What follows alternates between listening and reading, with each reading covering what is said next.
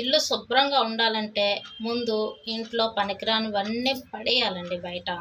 కొంతమంది డొక్కులు, డొబెరలు అన్నీ కూడా దాచుకుంటారు. అవి శనగలోడికిస్తే డబ్బులొస్తాయి. ఇంతకుముందయితే శనగలు ఇచ్చేవారండి. శనగలోడు అనేవారు అందుకే. అది నవ్వులుకుంటూ ఏదో ఒకటి ఇచ్చేసి టైంపాస్ కోసం కూర్చొని నవ్వుకుంటూ ఉండేవాళ్ళు. ఇప్పుడు వాడికిచ్చే పనికిరాని డొక్కులు వాడికిచ్చి మళ్ళీ వాడి దగ్గర మనం బేరాలాడతాం. వాడు 20 ఇస్తానంటే 50 ఇవ్వు అని. వాళ్ళకిస్తే ఉట్నే ఇచ్చేయండి పనికిరానివి. వాళ్ళ నుంచి మళ్ళీ మనం బేరాలాడడం, డబ్బులు ఆశించడం అసహ్యంగా ఉంటుంది కదా.